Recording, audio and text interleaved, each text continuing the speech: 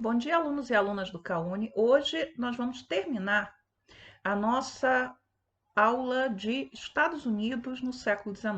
Então, a aula passada nós falamos da expansão territorial, então da marcha para o oeste e de conceitos importantes como doutrina do destino manifesto e doutrina Monroe, corolário Polk e outras questões. E hoje nós vamos falar da guerra, que é a guerra mais sangrenta da qual os Estados Unidos já participaram, que é uma guerra civil. Então, uma guerra que opôs o norte, estados que estavam junto com a União, representando a União, e o sul, que tentou se separar dessa União da Federação e criar um novo estado que mantivesse a escravidão. Então, vamos lá? E lembrando a vocês, temos o fórum, ele está aberto para perguntas. Os slides estarão disponíveis para vocês após a aula, não necessariamente após a aula imediatamente, mas ficarão lá disponíveis para vocês. No bloco da BNCC, nós temos o PDF deste livro aqui, que é a História dos Estados Unidos. Então, vocês podem acessar, podem ler parte dele, se quiserem, um material complementar para ajudar vocês no estudo das questões referentes aos Estados Unidos, ok? Então, vamos lá. A Guerra da Secessão, ela teve várias motivações. Então, a gente tem que entender o seguinte: os Estados Unidos foram formados a partir de colônias que tiveram um início diferente entre elas, mas vamos criar aí, separar dois modelos. Então, no norte, nós vamos ter um modelo que vai se assentar desde o início na pequena, na média propriedade, com trabalho familiar, normalmente assalariado, pequena presença de escravos. Quando chegaram essas colônias do norte, ao momento da independência, nós temos naquela região um movimento abolicionista já muito forte. Então, Thomas Paine, aquele do senso comum, né, que escreve o panfleto que incendeia o movimento de independência, ele já escrevia contra a escravidão no século XVIII. A discussão do fim da escravidão, seja por motivos de ordem filosófica, seja por motivos de ordem religiosa, econômica ainda não, era uma discussão que já estava acontecendo no século XVIII. Esta região norte, especialmente a Nova Inglaterra, ela vai se industrializar. A maioria do norte persistia rural, você tem que produzir alimentos para abastecer as cidades. E o oeste, quando é incorporado, ele vai ser incorporado como um grande produtor de matérias-primas e de alimentos. Então, nessa região ao norte, você defende também uma política protecionista em relação à economia do país. Então, impedir ao máximo a entrada de produtos estrangeiros que pudessem competir com a produção local. Então, o Sul, ao invés de comprar da Inglaterra, ao invés de comprar da França produtos de luxo, deveria consumir produtos feitos dentro do país. O Sul deveria vender o seu algodão, preferencialmente, para as fábricas que ficavam no norte. Mas não era isso que acontecia. Então, quando a gente pensa o Sul, nós também temos que ver o seguinte: quando estamos às vésperas da guerra, 1860, o Sul tem a maioria das fábricas, inclusive fábricas de armamento, tem a maioria dos estaleiros, ou seja, onde você constrói navios, e tem boa parte das estradas de ferro. Se a gente vai para o Sul, o que nós temos? Uma sociedade baseada naquele tripé: latifúndio, monocultura e mão de obra barata, que no caso do Sul é a escravidão, então a plantation. Lembrando a vocês que a gente já falou sobre isso, a plantation é uma escolha determinada por questões de ordem climática, questões de ordem geográfica. Então, escolher plantar algodão, plantar tabaco, plantar índigo, plantar arroz, não é algo determinado pela cultura do colonizador, mas pelas possibilidades da região. No norte não era possível fazer essas grandes plantações, no sul era. Tem população livre no sul? Tem. Essa população livre, em sua maioria, tem pouquíssimos escravos ou nenhum escravo. Alguns deles têm pequenas e médias propriedades, mas a base do sul é o latifúndio. Alguns desses trabalhadores brancos trabalham nas grandes propriedades e como é uma sociedade escravista, uma sociedade de senhores e escravos, aqueles brancos, né, que têm que trabalhar de forma braçal, eles são vistos com certo desprezo. Tanto que há um apelido utilizado até hoje nos Estados Unidos, e não é um elogio, é uma ofensa, que é o redneck. Quem é o redneck? Redneck porque o sujeito tem que trabalhar, trabalho braçal, de sol a sol, e como ele é branco, ele fica com o pescoço vermelho. Então já sabe que é alguém pobre, que é alguém que não teve educação suficiente para ascender na vida, ou seja lá o que for. Muito bem.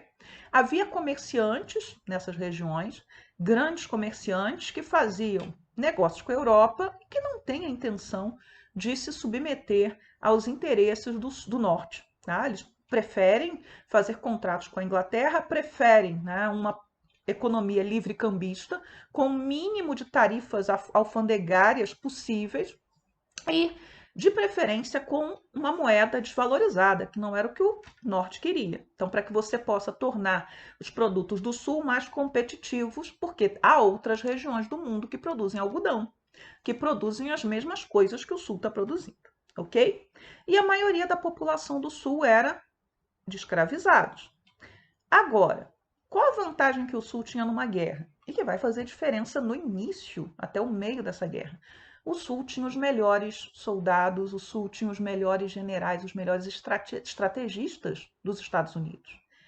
É claro, é uma sociedade que vive mobilizada para a guerra, porque a qualquer momento você pode ter uma revolta de escravos. Né? Os Estados Unidos também é uma sociedade que estava expandindo a sua fronteira. Então, muitos daqueles que iam para o oeste, para o Texas, etc., eram sulistas. Tá?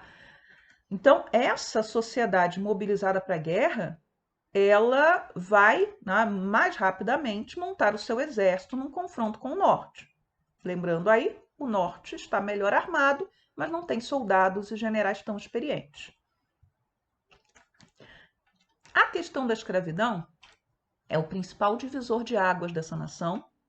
E aí a gente tem que lembrar, eu falei com vocês do CAUNI, estão nos slides, eu até peguei parte desses slides, dos slides do primeiro trimestre, este especificamente, que quando você faz a independência, se você fosse contabilizar sua população livre para efeito eleitoral, o norte teria vantagem e muito.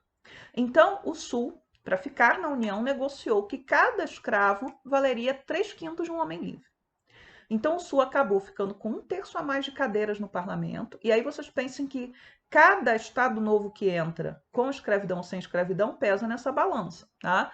E o sul conseguiu, de uma certa maneira, dominar a política dos Estados Unidos durante boa parte do período pós-independência até a Guerra de Secessão. Tá? E dominar também as indicações para a Suprema Corte, porque se a coisa não fica decidida no Congresso, nos estados, ela vai parar na Suprema Corte. O tráfico de escravos ele foi proibido nos Estados Unidos em 1807 e se efetivou em 1808. É aquele momento em que a Inglaterra e os grupos contra a escravidão estão se mobilizando para acabar com a escravidão. Então, para acabar com a escravidão, você tem que acabar com o tráfico. Sem o tráfico, dificilmente você vai manter uma população escrava suficientemente grande para manter o sistema funcionando. Agora, algo peculiar dos Estados Unidos é que você vai ter, dentro das áreas escravocratas americanas, o estímulo à formação de famílias escravas. Às vezes, a coisa era compulsória, o senhor escolhia um escravo e uma escrava e os obrigava a virar um casal, mas o fato é que você mantém um crescimento demográfico, né, uma demografia escrava estável nos Estados Unidos. Então, por exemplo, em 1860, a escravidão não estava à beira do colapso dentro dos Estados Unidos. Tá? Então, é algo importante que a gente tem que prestar atenção também. Agora, você tinha, de um lado, no norte, os esforços para extinguir a escravidão e no sul, esforços para manter a escravidão e revigorá-la ainda mais. Como é que você conseguia escravos, né, se você não podia mais trazê-los diretamente da África? Uma das formas era a reprodução, acabei de falar. Outra forma era o contrabando, e aí na anexação da Flórida pesou essa questão do contrabando. Inclusive, quando os Estados Unidos anexam a Flórida, vão argumentar que a Flórida está servindo para a entrada de escravizados. E você tem uma outra forma que é extremamente cruel, que é você pegar uma pessoa livre e transformá-la em escravos. Era um risco que qualquer negro ou negra livre nos Estados Unidos sofria, no Brasil também. Então, até recomendo para vocês o filme 12 Anos de Escravidão. Talvez eu bote o trailer no final da aula, que ganhou o Oscar de melhor filme em 2013, que é essa história. Um sujeito nasceu livre, tinha uma profissão, tinha uma família, pertencia até ao que seria uma classe média baixa de um dos estados do norte, e ele é capturado e é transformado em escravo e vendido no sul. E ele fica 12 anos nessa situação miserável até que ele consegue ser libertado. Esse relato é um relato real, um relato do sujeito que passou por isso, mas há outros relatos semelhantes, tá? Não era algo incomum. Bem, conforme você vai andando aí no século XIX, vão se criando leis para tentar restringir o avanço da escravidão nas novas terras. E é disso que se trata o compromisso do Missouri. Quando o Missouri entra na federação, entra na União, entra como estado escravista, mas os estados do norte conseguem no Congresso, naquela época, fazer passar uma lei estabelecendo uma linha no paralelo 36, em que acima daquela linha, ao norte daquela linha, os estados novos que entrassem na federação, não os que já estavam, não poderiam ser escravistas. Então, vocês têm aí um gifzinho que vai passando e vai mostrando essa evolução, até 1861, quando esse compromisso vai ser quebrado, ok? Como é que se davam as formas de luta pela abolição nos Estados Unidos nesse momento? Eram várias frentes.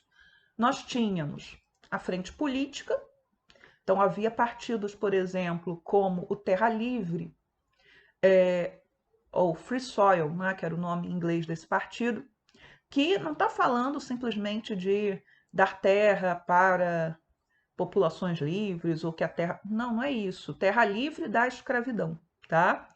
Esse tipo de partido vai militar, e era um partido importante, chegou a ser um partido importante nos Estados Unidos, vai militar pela abolição. Nós temos jornais como The Liberator, que era o jornal mais importante dos jornais abolicionistas, e aqui tem um trechinho do The Liberator, eu só vou ler o início e lá para o fim. Ó, acreditamos que a escravidão é um pecado. Então, você joga um peso religioso aí em quem tem escravos, né? É alguém que está cometendo um pecado. E aí ele termina esse trecho falando em Deus. Todos são criaturas de Deus. Você tem os grupos religiosos, né, que vão estar na vanguarda da luta contra a escravidão desde o século XVIII. Os Quakers sempre se recusaram a ter escravos. Os metodistas, né, chegaram a baixar no final do século XVIII, a Igreja Metodista nasce no século XVIII, uma ordem dizendo que qualquer metodista que tivesse escravos deveria ser expulso da igreja. Só que depois eles têm que voltar atrás, porque muitos metodistas têm escravos, e a igreja metodista é muito forte no sul dos Estados Unidos, por exemplo. Os batistas vão rachar no século XIX por conta da questão da escravidão. E havia muitos batistas nos Estados Unidos, tanto no norte quanto no sul, mas principalmente no sul. E você tem organizações religiosas, muitas delas formadas por mulheres, que estão lutando pela abolição nesse momento e depois vão lutar pelo voto feminino, depois que acaba a disputa pela abolição. E nós vamos ter a chamada Underground Railroad. O que é isso? Era um conjunto de rotas, e aqui tem um mapa, de rotas e abrigos que se estendiam do sul até o norte ou até o Canadá. Por quê? Porque nessa luta contra a abolição da escravidão nos Estados Unidos, você vai fazer passar leis, né, que obrigavam, né, se você, por exemplo, um escravo fugitivo fosse capturado no norte, ele deveria ser devolvido para o sul, né, e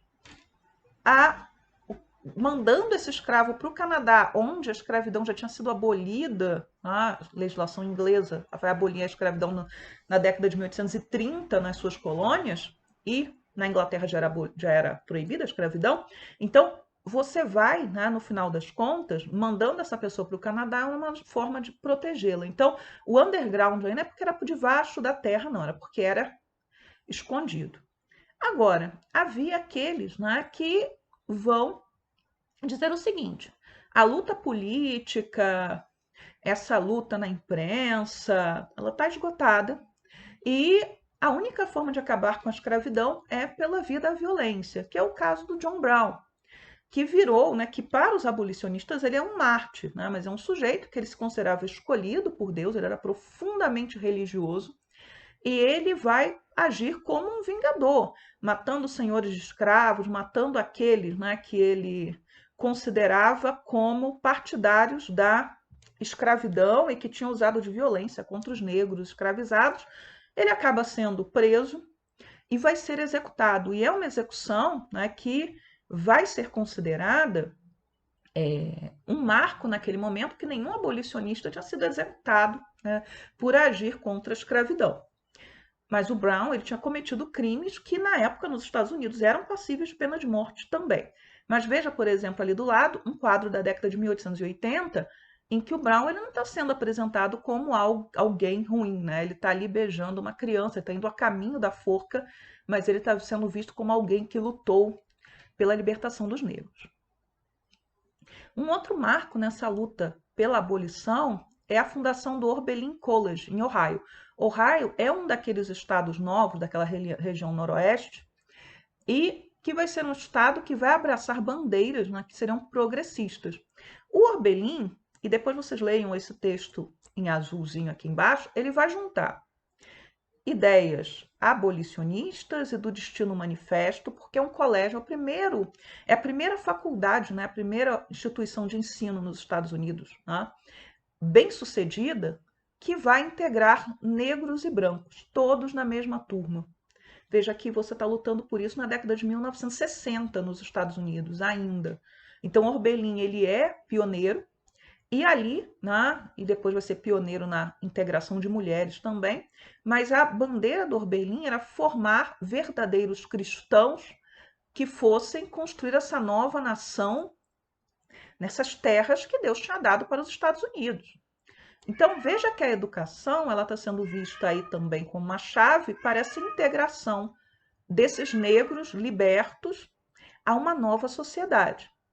E educação era algo que era proibido nos estados do Sul, então você tem várias leis reforçando isso.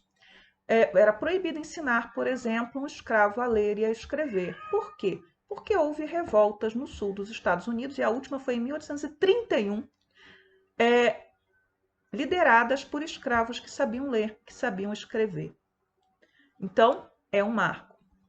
Falando na questão daqueles que lutaram contra a escravidão, você tinha brancos lutando e você tinha muitos negros também.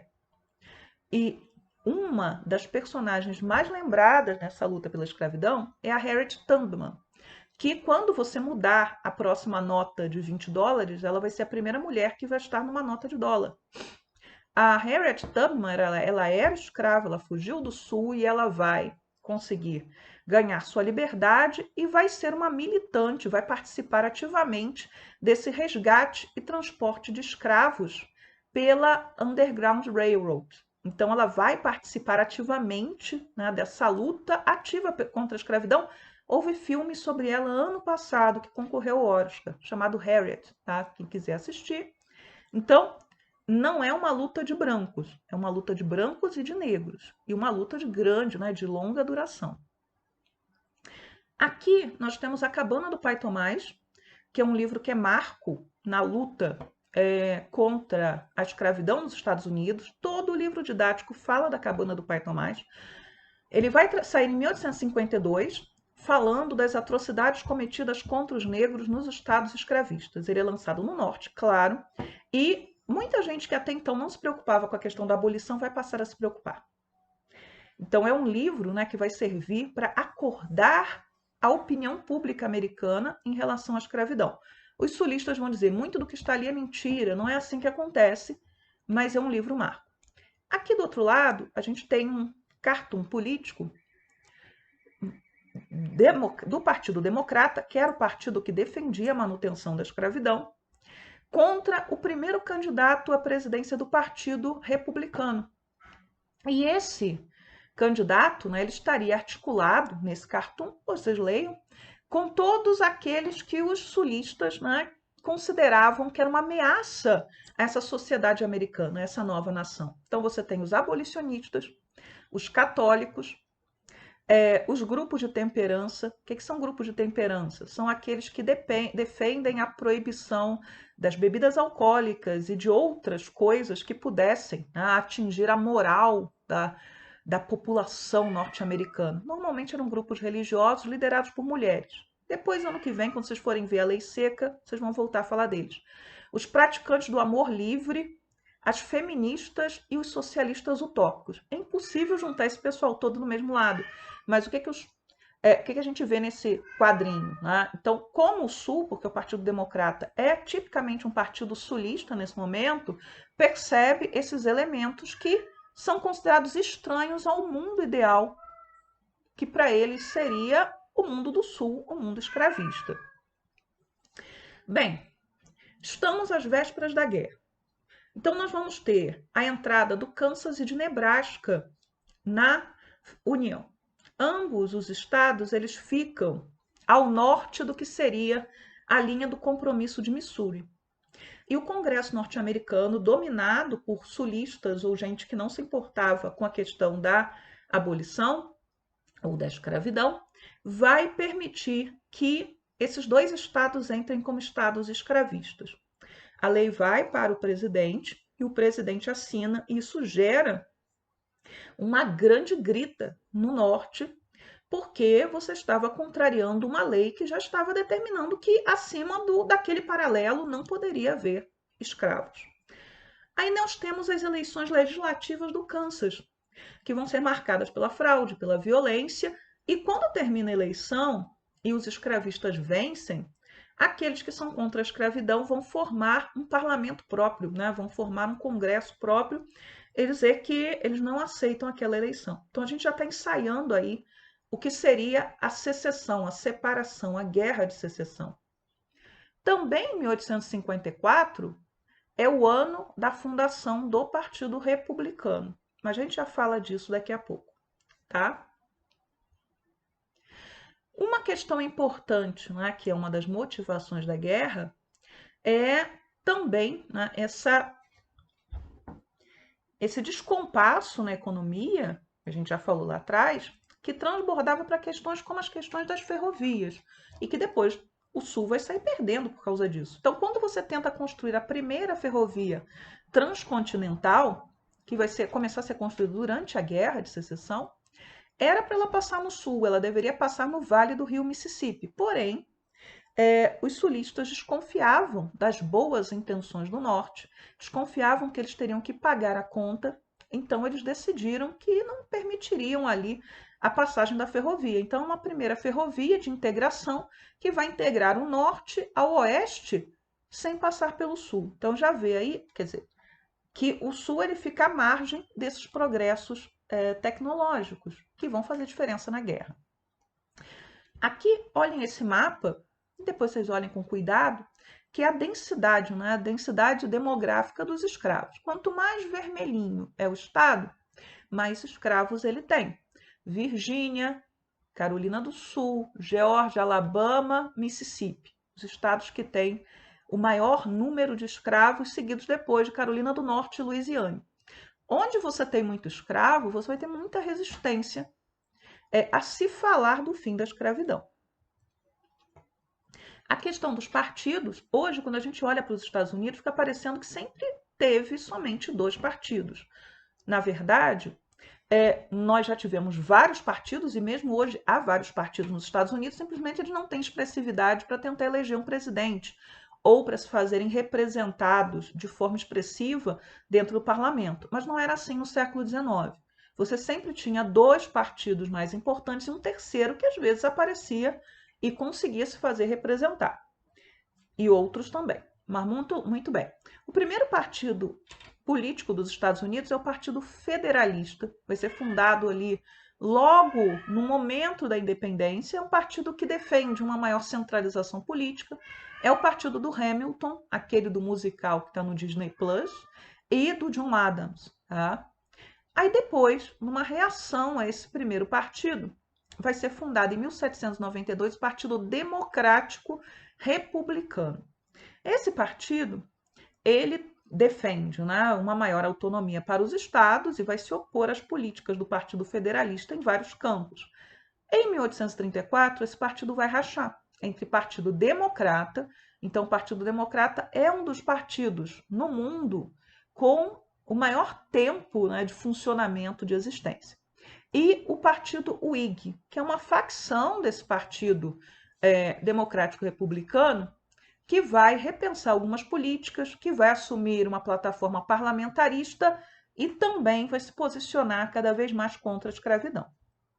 Nós vamos ter também o partido antimaçônico. A maçonaria é muito importante nesses processos de independência da América inteira. A gente vai falar de maçonaria quando for falar de Brasil, vai falar de maçonaria quando for falar de tudo. E também era um partido, esse partido antimaçônico era um partido religioso, né? A maçonaria era uma má influência para os Estados Unidos. Nós temos partidos que são partidos abolicionistas, os mais importantes, o Partido da Liberdade, o Partido Terra Livre, que eu já falei, e o Partido Republicano vai ser fundado em 1854, juntando gente de outros dois partidos que vão acabar por conta dessa criação do Partido Republicano, que é o Partido Whig e o Partido Terra Livre. Então, se o Partido Republicano agrega elementos que são abolicionistas e abolicionistas radicais, que vem como um dos grandes problemas da nação a escravidão, ele vai ter que assumir posturas mais firmes contra a escravidão. E o Partido Republicano, ele participa da sua primeira eleição e ele perde, lembrem do Cartoon, mas na sua segunda tentativa ele vai eleger o Lincoln, em 1860. E quem era o Lincoln? O Lincoln era uma figura que, dentro da política americana, ele era o sujeito que veio de baixo, né? Então, ele nasceu numa família muito pobre, ele foi lenhador, ele era autodidata, então o que ele aprendeu estudando sozinho. Aí ele se torna advogado sem ter ido à universidade. Aí se perguntam, isso era possível? No século XIX isso era possível, inclusive no Brasil você tem até um nome para esse advogado que não fez o curso de Direito, ele era chamado de Rábula. E aí ele vai conseguir se eleger presidente. O Lincoln nunca foi um abolicionista radical, como outros do seu partido. Ele vai se posicionar contra a escravidão, mas ele assume a seguinte proposta. Ele vai ser pragmático. Ele vai se opor à expansão da escravidão, você tinha leis, né, a respeito disso, mas ele não vai intervir nos estados escravistas agora. Ele iria fazer o possível para manter a união, então, manter os Estados Unidos da América como uma nação unificada, e também para cobrar as taxas aduaneiras, né, que são aquelas taxas alfandegárias, né, de entrada de produtos no país. Muito bem. Como é que começa a guerra? Quando Lincoln ganha a eleição, os estados do Sul já começam a se mobilizar e vão, 7 desses estados, declarar que estão rompidos com a União. Mais tarde, vão convidar mais 2 estados, que é o estado do Kentucky e Missouri, que são estados escravistas, ficam acima daquela linha, né, que a gente falou. Também havia 2 outros estados que eram escravistas e que eram do norte, considerados estados do norte, que era o Delaware e Maryland, e esses não vão conseguir ingressar na Confederação porque a União vai botar tropas dentro deles rapidamente, impedindo isso. A guerra ela explode em abril de 1861, quando o Sul ataca um forte federal, que é o Forte Sumter, na Carolina do Sul. Veja, a guerra não começa por conta da escravidão, a guerra começa porque o Norte se declara independente, se declara em secessão contra o Sul, porque não aceita o Lincoln como seu presidente. Tá? Então, professor, a escravidão não tinha nada a ver com isso? Tinha sim. A escravidão é o elemento de fundo, mas ninguém foi à guerra para que para que o Sul não pudesse ter escravos. Aí vocês têm o mapa dos Estados Unidos, pensando a guerra. Os estados azuis escuros são os estados sem escravidão. Então você já tem inclusive estados ali do oeste, como a Califórnia. Você tem os estados azuis clarinhos, que são estados escravistas que ficaram com a União, que não entraram nos confederados. Os estados vermelhos são os confederados e aqueles em cinza são territórios. que ainda não tinham decidido a questão da escravidão ou não escravidão, mas estão numa situação de neutralidade ali. Muito bem. Entre 1861 e 1862, a guerra vai até 65, o Sul ele consegue várias vitórias porque ele tem melhores soldados e melhores generais. Qual era o objetivo da guerra? Não era ocupar o Norte, não era efetivamente ocupar militarmente a outra região, mas levar o Norte a pedir uma trégua. O Norte vai retaliar, claro, e o governo federal vai baixar duas leis. Então, chamadas leis de confisco. A de 1861 permitia que você pudesse desapropriar qualquer bem que tivesse sido usado por algum inimigo da União, então da federação, do governo federal. Podia ser terras, podia ser fábricas, podiam ser escravos. Aí, em 62, né, vem uma outra lei declarando livres, né, todos os escravos que fossem confiscados. Então, você vai estimular, de uma certa maneira, a fuga de escravos do sul para o norte ou as revoltas de escravos. Então, os sulistas vão ter que lidar tanto com a guerra quanto com as sublevações de escravos. Em 1863, vem a proclamação de emancipação. E é muito importante atentar para ela, por quê? Porque ela vai abolir a escravidão no sul. Mas ela não vai abolir a escravidão naqueles estados que ficaram com a União. O que eu estou querendo dizer com isso? A questão da escravidão ela é fundamental, e o Lincoln não era visto pelos elementos mais abolicionistas do seu partido como alguém confiável. Porém, Lincoln prometeu que não ia fazer a abolição naqueles estados que fossem escravistas. Ah, mas ele está libertando os escravos do Sul. Sim, porque eles se revoltaram contra a União, ok? Nesses estados como Maryland, Delaware, Kentucky, a escravidão só vai ser abolida ou em 1865 ou por legislação estadual ainda durante a guerra, ok? Uma coisa importante, havia escravos negros na guerra. Esses escravos eles eram escravos nortistas que vão ser convocados a se alistar para lutarem pela abolição. Então, um dos grandes estimuladores desse alistamento vai ser o Frederick Douglass, que era um intelectual negro, estadista, abolicionista, então um sujeito que tinha um peso muito grande. Aproximadamente 10% do Exército do Norte era formado por negros, que lutavam em batalhões de negros, comandados por oficiais brancos. Tem um filme muito bom sobre isso, que é chamado Tempos de Glória, falando desse primeiro destacamento de negros do Massachusetts, que é o estado que vai iniciar o processo. 1863, a guerra ainda está indefinida e o Sul decide tentar apressar o final da guerra e invadir o Norte para levar o Norte a uma trégua. E aí nós vamos ter a grande batalha, que é uma das maiores batalhas da guerra, que é a Batalha de Gettysburg. Essa batalha é um divisor de águas, por quê? Porque o Sul vai ser massacrado nessa batalha. E aí, para os confederados, a guerra vai se tornar uma guerra defensiva. E nesse momento, o fato deles terem menos fábricas, deles não terem menos navios, não terem ferrovias, etc., etc., vai fazer toda a diferença. Então, no início da guerra, os soldados sulistas eram bem armados, bem alimentados, você não tinha gente maltrapilha lutando. Agora as tropas do Sul vão começar a ser exauridas, tá? E aí você vai ter aquela figura, né, do soldado sulista em farrapos, né, mas continuando lutando nessa guerra. O Norte ele vai promover, né, para aí sim apressar o final da guerra, um bloqueio naval. O Sul não vai conseguir vender seu algodão e outros produtos para a Europa, não vai ter como financiar a guerra. E a Europa, aqueles países que estavam vendendo armas e outras coisas para o Sul, não vão conseguir vender porque o bloqueio naval ele é efetivo.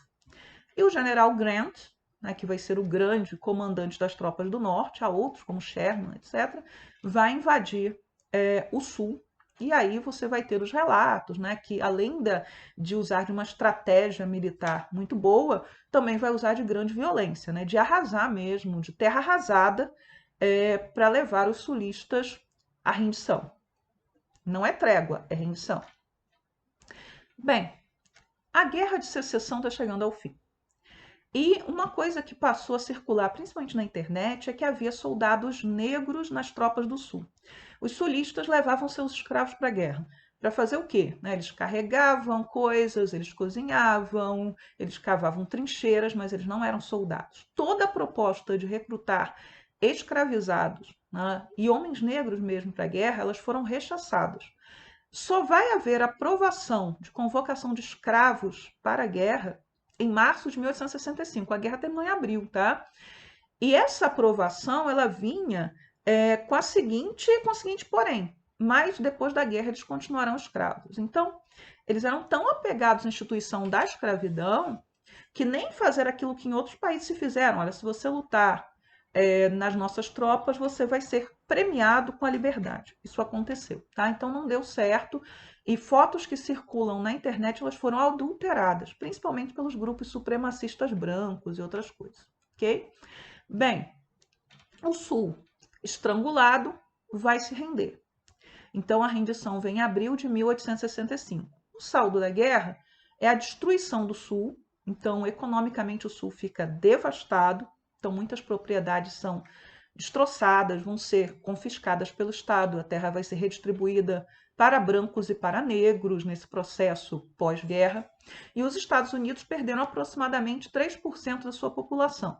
A maioria eram soldados e a maioria eram soldados do norte, não do sul, ok?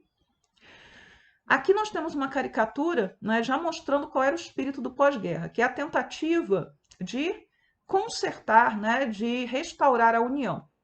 Qual era a ideia? Né? Dos políticos, veja bem, não dos militares, dos políticos.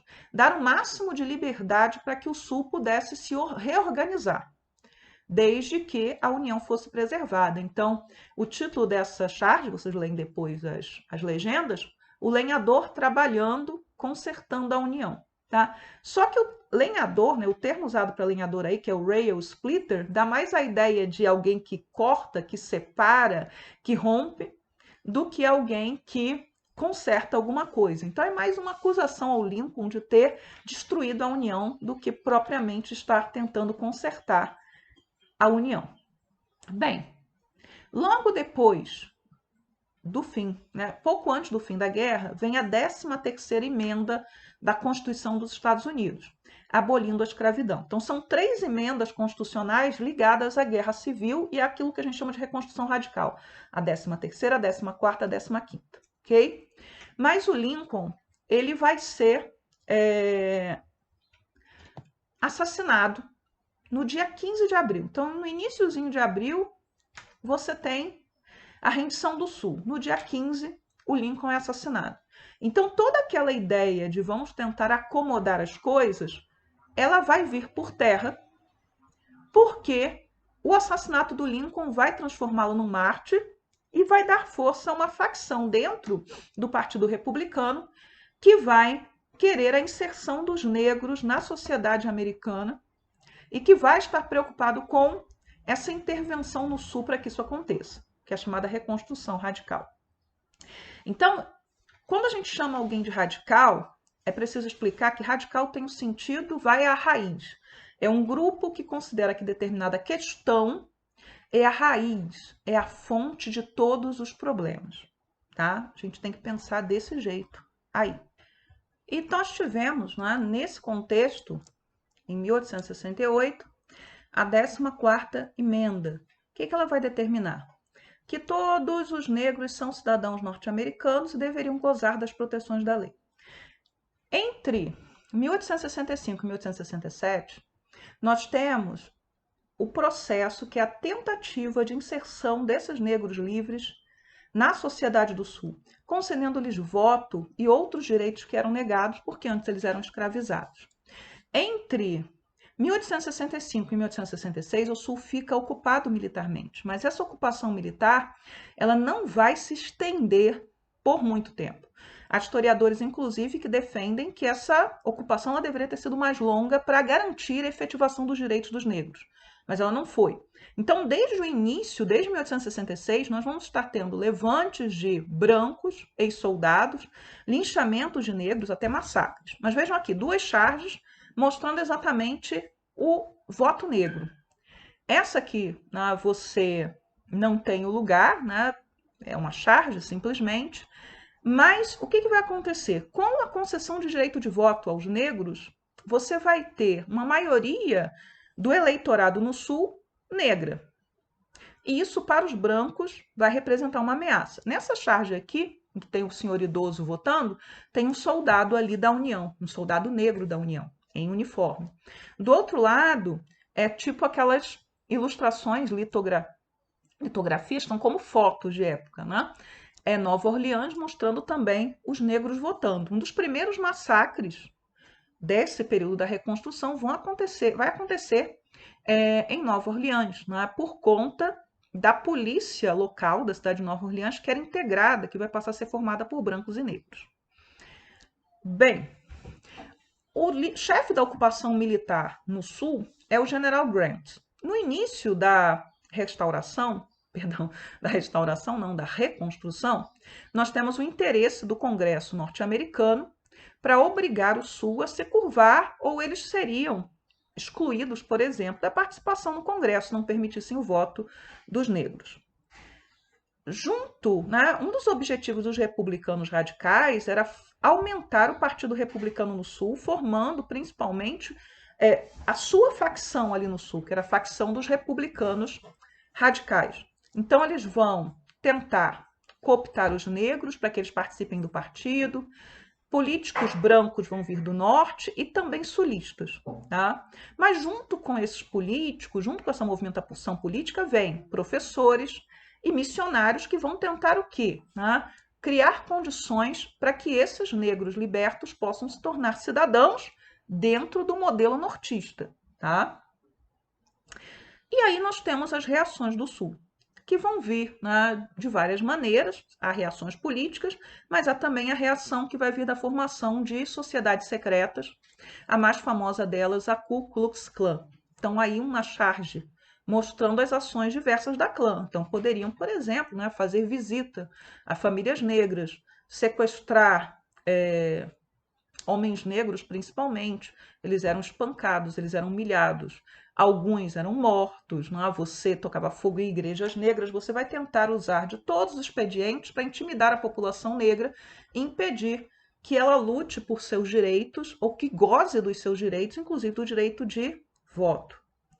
Mas aí vem a 15ª emenda, que é de 1870, que vai determinar que o voto não poderia ser negado a ninguém por conta da sua cor, raça ou prévia condição de servidão. Bem, o problema é que os estados do Sul, a partir do momento em que o Norte começa a perder o interesse pela questão da integração dos negros, principalmente depois da derrota da eleição, né? O Grant termina o seu mandato, vem a próxima eleição e aí ganha um sulista a eleição. Então, a partir do presidente, depois do presidente Grant, você vai ter, né, um desinteresse pela questão da integração e os estados do norte vão começar a passar legislações obstruindo o direito de voto dos negros. Mas eu estou adiantando aqui. Então, essa charge, ela é uma charge nortista, já de 1880, pós-reconstrução radical, já tinha acabado, mostrando a clã agindo, né, transformando ali o Sul no seu celeiro, no seu campo de controle. E um dos grandes massacres acontecidos durante a reconstrução vai acontecer na Louisiana, em que mais de 200 pessoas serão mortas, entre negros, membros do Partido Republicano, etc., e que vai estar toda focada na questão da obstrução do direito de voto dos negros no Sul. Tá? E esse massacre não vai ser feito pela clã, vai ser feito pela Sociedade dos Cavaleiros da Camélia Branca. E a camélia, essa flor de camélia, ela aparece muito no cinema americano da década de 1930, 1940, nos filmes que se passam no sul dos Estados Unidos antes da Guerra Civil e que vão ajudar a reforçar essa imagem, que é uma imagem que interessa, por exemplo, aos sulistas que defendem que o Sul, né, foi injustiçado na guerra, de que antes, né, da Guerra de Secessão, o Sul vivia em harmonia, os escravos eram felizes e que foi o Norte, né, que acabou, né, com esse equilíbrio que ali havia. Mas o fato é que a partir de 1873, 74, nós temos uma perda de interesse dos nortistas por efetivamente fazer avançar os direitos dos negros. Os republicanos radicais eles ficam isolados dentro do seu partido e aí são criadas no Sul as chamadas Jim Crow Laws, que vão estabelecer a segregação racial, tá? Aquela ideia dos separados, mas iguais, que vai estar presente no sul dos Estados Unidos, mas não somente lá, desde o período final da Reconstrução Radical até a década de 1960. E quando, por exemplo, alguém questiona essas políticas segregacionistas, o que vai acontecer é que o caso ia para a Suprema Corte e a Suprema Corte era dominada por juízes sulistas ou que não tinham nenhuma simpatia pelos direitos dos negros, que eram racistas também, e que acabam sempre ou quase sempre decidindo a favor dos estados. E aí, por exemplo, desculpem, né? Você tem um bebedouro para brancos e um bebedouro para negros, né? Pessoas de cor, porque não precisava necessariamente ser só um negro ali, mas a maioria era. E ali uma charge dizendo que os separados mais iguais, na verdade, eram separados, mas não iguais, porque normalmente as escolas, os hospitais, enfim, a infraestrutura voltada para os brancos era muito superior àquela oferecida à população negra, tá? Então não havia igualdade nisso, né? Havia uma situação de dominação e de exclusão. E essa situação de dominação e exclusão, ela só vai conseguir ganhar visibilidade nacional de novo na década de 1950, quando as lutas dos negros no Sul, porque elas não pararam, vão se tornar questão de jornais, de novo, no Norte, no Oeste, até fora dos Estados Unidos. E aí, na década de 1960, nós temos dois marcos, que é a Lei dos Direitos Civis, de 1964, que vai abolir qualquer forma de discriminação nos Estados Unidos, então uma lei federal, então passa a ser imposta aos estados, não pensem que os estados sulistas não vão resistir, e depois a lei do direito de voto, que é de 1965. Por quê? Porque apesar de você ter lá a 15ª emenda, etc., não pensem que você conseguia votar. Sugiro para vocês pegarem a primeira sequência lá do filme Selma, em que vai mostrar uma mulher negra, que é a Oprah Winfrey, que faz essa personagem, tentando se registrar para votar. E como ela vai ser obstruída ali, né, do seu direito a voto, porque você criava exigências absurdas para que os negros votassem. E quando eles conseguiam se alistar, você os intimidava no dia da eleição ou nas vésperas da eleição para que eles não fossem votar. Então eram... E aí, claro, o papel de novo dessas sociedades secretas de supremacistas brancos, como a Klan, que, veja, ela é uma organização nativista, ela não intimidava somente os negros. Os negros eram seu principal alvo, mas ela vai agir também contra todos aqueles que não são considerados verdadeiros norte-americanos.